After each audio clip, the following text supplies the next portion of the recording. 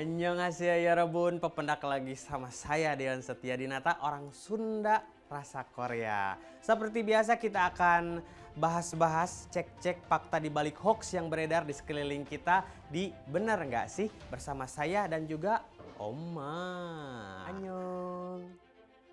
FYI atau for your information untuk teman-teman semua, pemerintah dalam hal ini Kementerian Kesehatan menjamin sepenuhnya perawatan pasien COVID-19. Tapi yorobun, beberapa waktu terakhir beredar kabar yang membuat masyarakat menjadi ketar-ketir seputar biaya perawatan pasien COVID-19. Baru-baru ini viral di media sosial informasi yang menyebutkan Kementerian Kesehatan itu tidak lagi menanggung biaya perawatan pasien COVID-19 mulai 1 Oktober 2021. Nah loh, lebih lanjut, berita yang beredar itu menyebutkan bahwa BPJS Kesehatan hanya mengcover biaya pasien COVID-19 maksimal 18 juta rupiah, sehingga seluruh pasien COVID-19 diminta untuk menyiapkan asuransi sendiri. Haigo, keremah hidup susah, tambah ditambahan dari susah. Haigo. Informasi yang menyebut Kementerian Kesehatan tidak lagi menanggung biaya perawatan pasien COVID-19 mulai 1 Oktober 2021 beredar luas di media sosial dan aplikasi percakapan. Narasi yang beredar juga menyebutkan bahwa Badan Penyelenggara Jaminan Sosial atau BPJS Kesehatan hanya mengcover biaya pasien COVID-19 maksimal 18 juta rupiah. Informasi ini tentu saja bertolak belakang dengan pernyataan pemerintah pada bulan April 2020 lalu. Dikutip dari situs Kementerian Keuangan, saat itu pemerintah menegaskan akan menanggung seluruh biaya perawatan pasien COVID-19. Pembiayaan mulai dari administrasi pelayanan, jasa dokter, hingga pemulasaran jenazah apabila pasien meninggal dunia. Pendanaan pasien COVID-19 diambil dari APBN dan APBD agar fasilitas kesehatan rujukan memiliki kepastian mendapatkan pembayaran merawat pasien. Lalu, benarkah kabar yang menyebutkan Kementerian Kesehatan tidak lagi menanggung biaya perawatan pasien COVID-19? Nah, gara-gara informasi nggak bener ini, banyak deh yang percaya begitu aja tanpa meng-cross-check beritanya. Asal we percaya, liar orang mah. Padahal malo ya, sejak bulan April tahun lalu Kang, pemerintah telah menegaskan untuk seluruh pasien COVID-19 itu tidak dipungut biaya sedikit pun. Aigo, masih tidak percaya? Ini saya putarkan pernyataan dari Direktur Pencegahan dan Pengendalian Penyakit Masyarakat, Ibu Siti Nadia Tarmizi. Mangga. Kementerian Kesehatan menyatakan berita pembiayaan pasien COVID-19 akan dihentikan per 1 Oktober 2021 adalah tidak benar. Juru bicara vaksinasi Kementerian Kesehatan sekaligus Direktur Pencegahan dan Pengendalian Penyakit Menular Langsung Direktorat Jenderal Pencegahan dan Pengendalian Penyakit Siti Nadia Tarmizi menyatakan pembiayaan akan berhenti ketika pasien selesai masa isolasi atau dinyatakan negatif. Namun, besaran perhitungan penggantian biaya mengikuti metode INA-CBGS atau Indonesia Case Based Groups. INA-CBGS adalah pembayaran sistem paket dari pemerintah kepada rumah sakit sesuai penyakit pasien. Sumber pembiayaan untuk pasien COVID-19 itu tetap menggunakan anggaran Kementerian Kesehatan. Nah, yang berbeda adalah mekanisme perhitungan penggantian biaya yang saat ini dengan Permenkes 5673 itu menggunakan metode INA-CBGS ya. Dan besaran daripada perhitungan INA-CBGS itu akan bervariasi ya. Artinya tidak akan dibatasi hanya pada angka 18 juta. Setelah pasien sembuh dari COVID, pasien dapat membiayai penyembuhan penyakit komorbidnya jika ada dengan menggunakan mekanisme jaminan kesehatan nasional, asuransi swasta, atau pribadi. Nah, sudah terang benderang sekarang penjelasan dari Ibu Nadia kan? Jadi mual ada informasi yang kesana kesini lagi. Jadi nggak usah khawatir ya soal biaya, semua pasien COVID-19 bisa tenang dan fokus pada penyembuhannya, Kang. Kabar pasien COVID-19 tidak ditanggung oleh Kementerian Kesehatan itu sepenuhnya nggak benar atau hoax, Kang. Tuh, nggak bener ya teh. Nah, Oma, ayah hiji deui atau ada satu lagi berita yang berseliweran di luar sana. Kita tahu kalau virus corona varian Delta telah menginfeksi sebagian masyarakat di Indonesia. Virus corona varian ini memang dikenal memiliki kemampuan menular yang sangat tinggi. Iya Kang, di media sosial juga beredar sebuah narasi. Katanya jika virus corona varian Delta ini bisa menular lewat pandangan matamu. Aigo. Sararieunnya. Oma, kela ieu teh kumaha lewat pandangan mata. Jadi saya gimana ini ngelihatnya? Aigo. Cangkama Kang, cangkama. Iya teh berita teh makin kesini teh mending asa bikin liur ya, bikin pusing gitu. Daripada pusing, Mama mendingan juga lihat beritanya yang satu ini.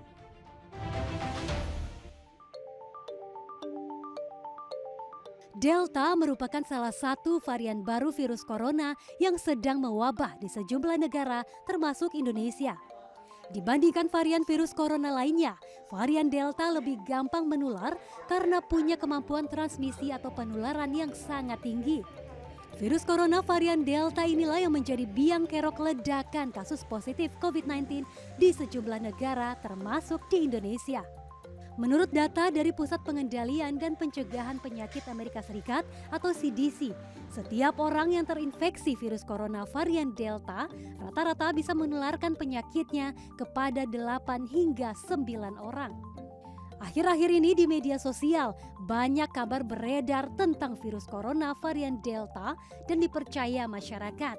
Salah satunya sebuah narasi yang menyebutkan varian virus ini bisa menular hanya lewat pandangan mata antara satu orang dengan orang lain.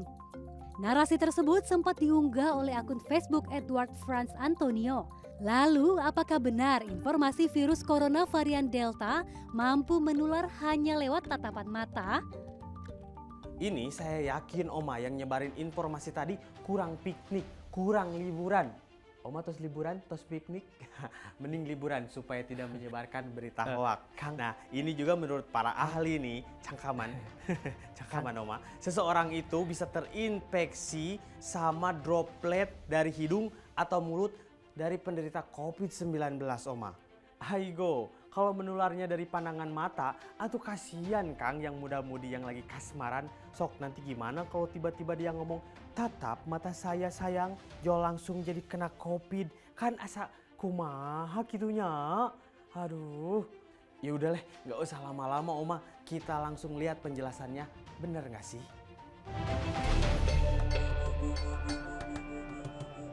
Di tengah kewaspadaan masyarakat, beredar sebuah postingan di media sosial Facebook dan pesan berantai di WhatsApp yang memberikan informasi tentang penularan COVID-19. Pesan tersebut menyebutkan bahwa COVID-19 terutama varian Delta dapat menyebar dan menular hanya melalui tatapan mata saja. Namun, dokter spesialis paru Erlang Samudro membantah berita tersebut. Meski COVID-19 varian Delta memiliki tingkat transmisi atau penularan yang tinggi, namun mekanisme penularannya tidak semudah hanya lewat tatapan mata saja.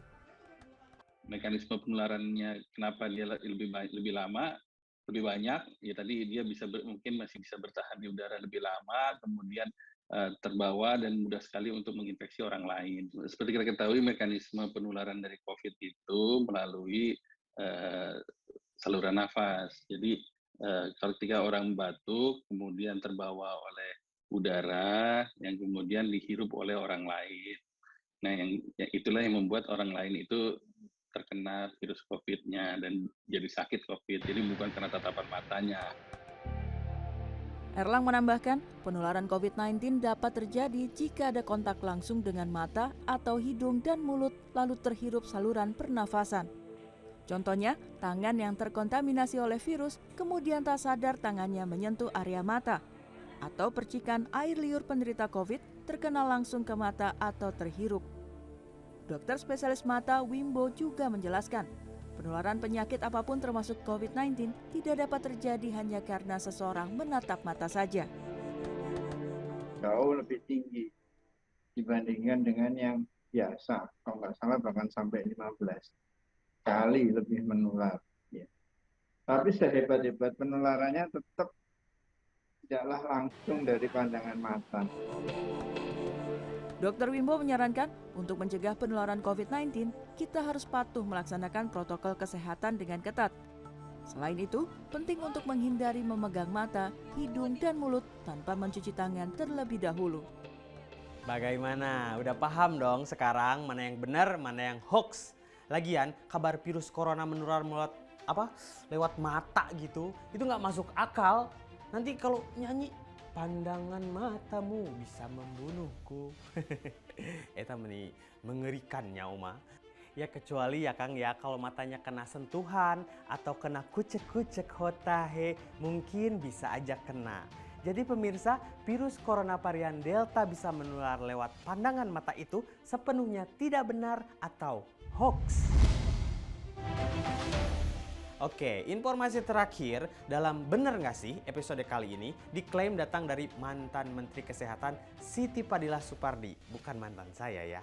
Ini sebuah tangkapan layar pesan berantai di aplikasi WhatsApp berisi klaim bahwa vaksin Nusantara itu ampuh 100% bisa hancurin semua jenis virus corona. Vaksin dengan teknologi dendritik diklaim ampuh 100% hancurkan semua jenis virus corona. Serta diklaim aman bagi yang memiliki penyakit bawaan, anak dan ibu hamil. Mari kita lihat videonya. Sebuah tangkapan layar pesan berantai di aplikasi WhatsApp berisi klaim bahwa vaksin Nusantara ampuh 100% menghancurkan semua jenis virus corona beredar di media sosial. Tangkapan layar tersebut memuat informasi yang disebut berasal dari mantan Menteri Kesehatan Siti Fadilah Supari. Vaksin Nusantara dengan teknologi dendritik diklaim ampuh 100% menghancurkan semua jenis virus corona, mulai dari Alpha, Beta, Delta, Delta Plus, Lambda, dan jenis virus lainnya. Selain itu, vaksin Nusantara juga disebut memiliki tingkat efikasi dan efektivitas sebesar 100%, serta diklaim aman bagi orang yang memiliki penyakit penyerta atau komorbid, anak, dan ibu hamil. Dosis yang diperlukan pun hanya 1 kali penyuntikan. Klaim ini pun menimbulkan tanda tanya, mengingat vaksin COVID-19 besutan mantan Menteri Kesehatan Terawan Agus Putranto baru melaksanakan uji klinis 1 dan 2. Ini artinya uji klinis vaksin Nusantara baru melibatkan puluhan hingga 100 orang. Badan Pengawas Obat dan Makanan BPOM belum mengeluarkan izin uji klinis tahap ketiga vaksin Nusantara. Lalu benarkah klaim bahwa vaksin Nusantara ampuh memusnahkan semua jenis virus corona dengan efikasi dan efektivitas 100%? Informasinya menarik nih Oma. Tapi ada tapinya iya teh. Faktanya vaksin Nusantara dengan segala kontroversinya ini baru ngejalanin 1 kali uji klinis. Ini baru sekelompok kecil orang berarti artinya. Ini orang baru menerima vaksinnya kayak baru sedikit gitu Oma. Aduh Kang, menurut Oma mah mending kita tanyain aja langsung sama ahlinya. Bener gak sih vaksin ini teh ampuh dengan efikasi 100%? Oma mah suka gak percayaan kalau gak tahu langsung dari ahlinya teh.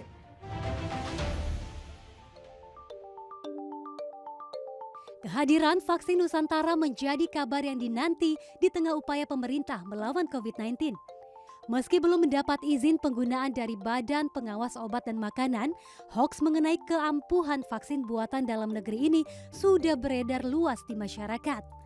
Ahli biologi molekuler Ahmad Rusdan Utomo membantah informasi yang menyebut bahwa vaksin Nusantara ampuh 100% untuk menghancurkan semua jenis virus corona dan aman bagi mereka yang memiliki komorbid.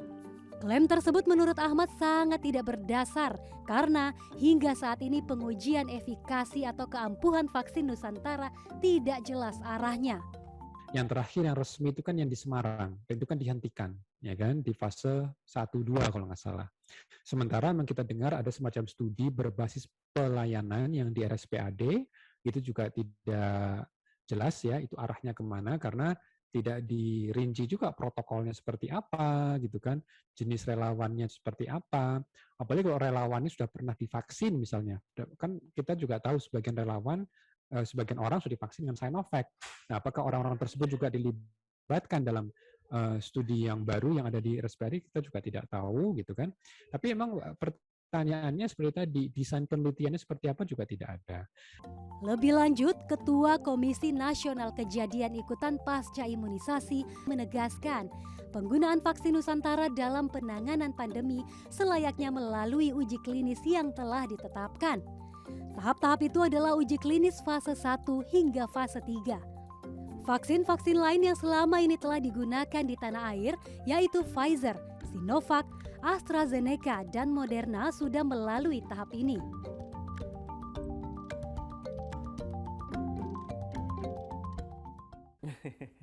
Jadi udah clear ya Kang ya, klaim bahwa vaksin Nusantara ampuh untuk hancurkan semua jenis virus corona dengan efektivitas dan efikasi 100% itu adalah keliru dan tidak memiliki basis ilmiah sesuai prosedur pembuatan vaksin gitu Kang. Nah, vaksin Nusantara ini belum selesai untuk menjalani rangkaian uji klinis untuk mengetahui tingkat keamanan dan efikasinya.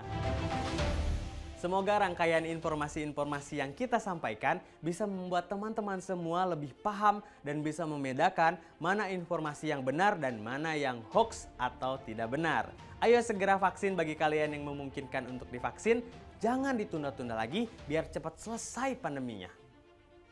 Sakitu nu tiasa dikapi hilangkeun. Sampai jumpa lagi di Bener Nggak Sih Menguak Fakta di Balik Hoax. Saya Oma dan Dion Setiadinata pamit, kamsahamnida.